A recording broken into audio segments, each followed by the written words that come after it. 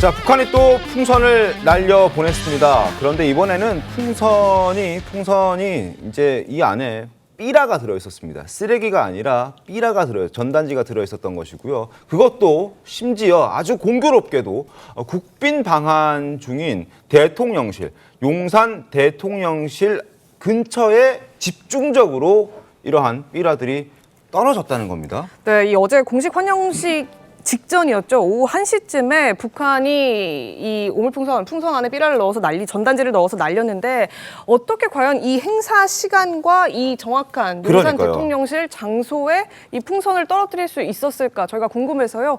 양욱 아산정책연구원 연구위원 전화 연결해서 들어보도록 하겠습니다.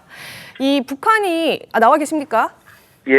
네, 반갑습니다. 질문부터 먼저 마음이 급해서 질문 좀 드리려고 하는데요.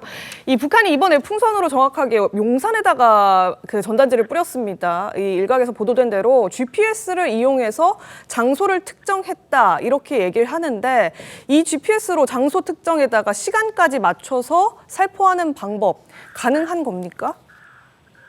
불가능하지 않습니다. 그러니까 이런 방식인 거죠.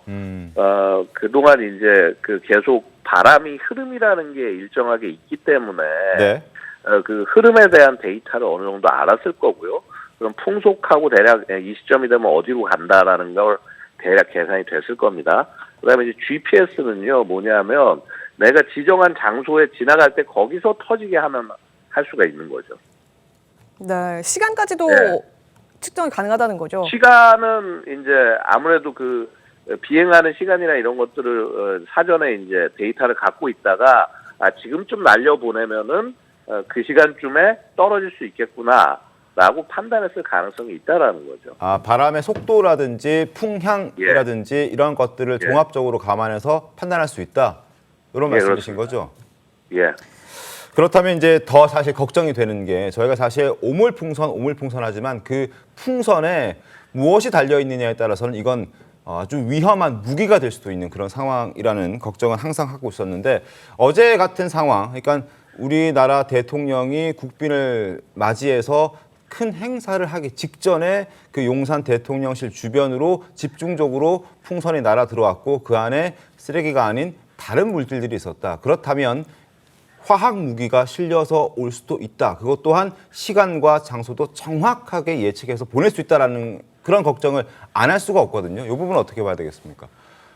화학 무기 같은 것들은요. 일단 자기들도 그 보내는 과정에서 세워나거나 하면 큰일 나기 때문에 캐니스터화를 해야 돼요. 그러니까 그 어떤 안에 밀봉을 하고 조치를 하고 있다가 이게 딱 원하는 지점에 떨어져서 분산할 수 있게 만들어야 하거든요. 네.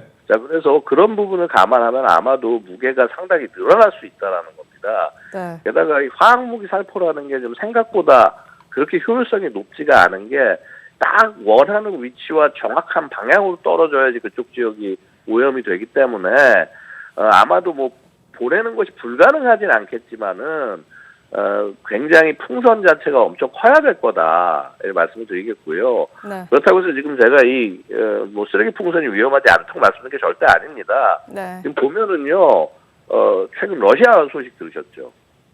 예, 북한군이 러시아로 파병이 되고 거기서 이제 훈련을 하면서 북한군은 이 풍선의 군사적 사용에 대해서 러시아에게 교육하고 있는 것 같다라는 그런 우크라이나 측 첩보가 있어요. 네.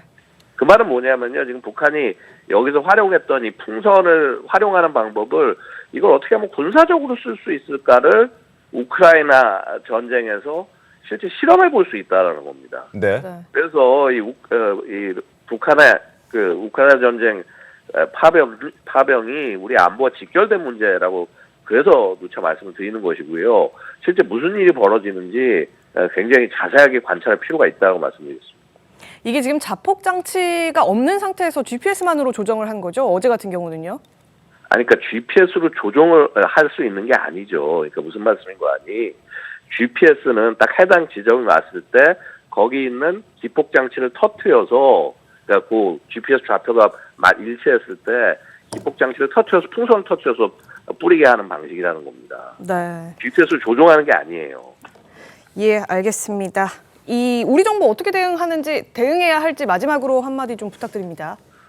지금보다는 조금 더 적극적으로 나가셔야 돼요. 이제 뭐 하다못해 이게 회수하는 방법이 전혀 없지 않거든요. 네. 페이로드가 좀 큰 항공기 같은 걸 갖고 뭐 공중에서 끌어가는 방법도 불가능하지 않습니다. 그러니까 지금보다는 조금 더 적극적으로 좀 나서시라. 뭐 레이저 무기 체계 장착하고 이런 것도 있지만은 그 이외에 다양한 방법들도 있습니다. 조금 더 좀 전향적으로 나서 주시길 말씀 올리겠습니다. 이상입니다. 알겠습니다.